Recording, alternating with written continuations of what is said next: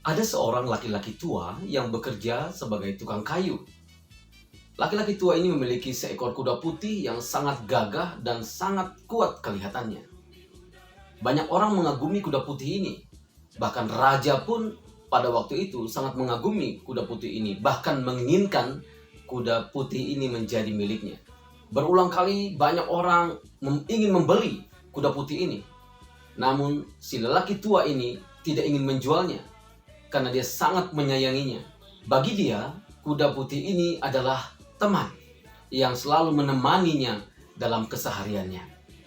Banyak orang yang menganggapnya bodoh karena tidak mau menjual kuda putih itu. Padahal jika dia menjual kuda putih itu, maka dia akan menjadi orang yang kaya raya.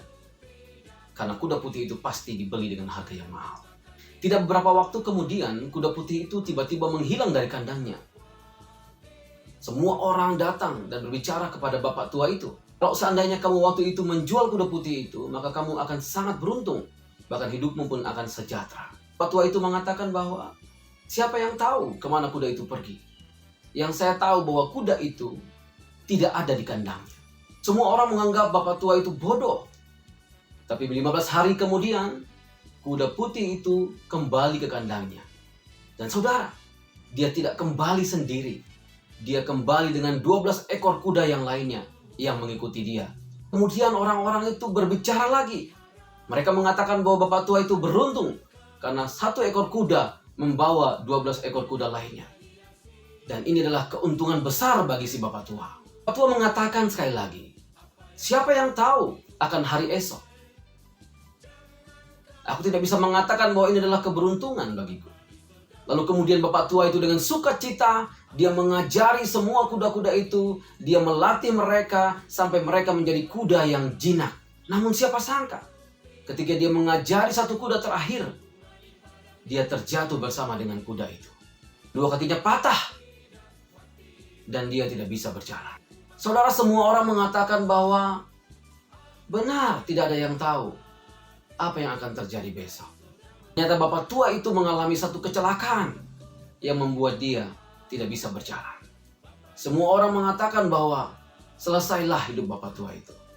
Bapak tua itu mengatakan 1 kali lagi, aku tidak tahu apa yang akan terjadi besok.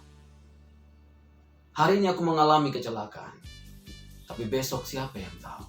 Tiba-tiba negeri di mana mereka tinggal harus mengalami perperangan. Dan pemerintah mengharuskan untuk semua orang yang sehat ikut berperang.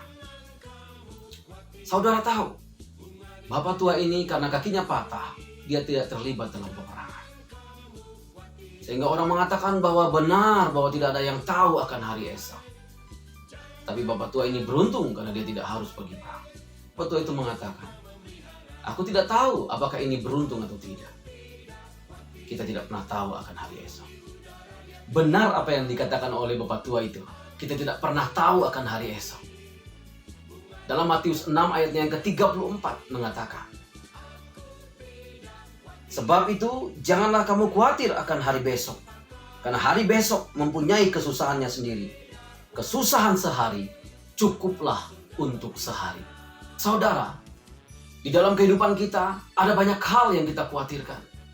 Kita khawatir untuk apa yang kita makan. Kita khawatir untuk apa yang kita pakai. Kita khawatir akan keluarga kita. Kita khawatir akan pekerjaan kita.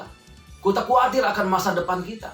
Kita khawatir akan masa depan anak-anak kita. Atau banyak hal lagi yang kita khawatirkan di dalam hidup ini. Tahukah saudara bahwa kekhawatiran tidak pernah bisa merubah kadar permasalahan dalam kehidupan kita.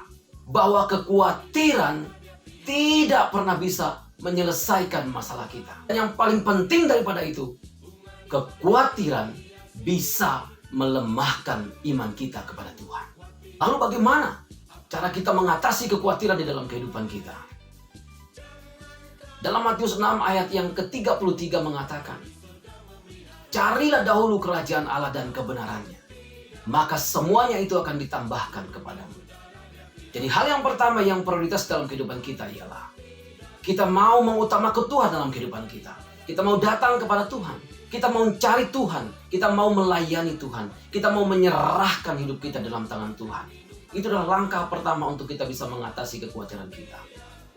Hal yang kedua, kita mau datang kepada Tuhan dengan segala permohonan kita di dalam doa.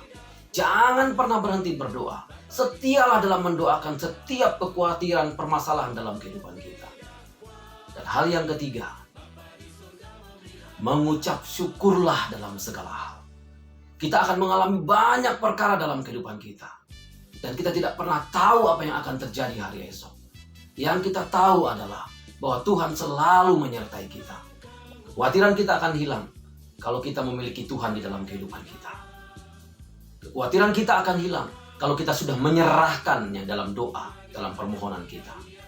Kekhawatiran kita akan hilang kalau kita mau hidup bersyukur dalam segala kondisi dan keadaan.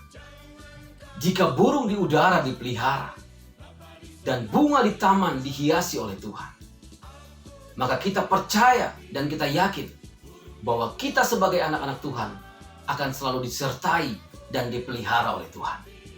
Akhirnya saudara, janganlah hendaknya kamu khawatir tentang apapun juga. Tetapi nyatakanlah dalam segala hal keinginanmu kepada Allah dalam doa dan permohonan dengan ucapan syukur.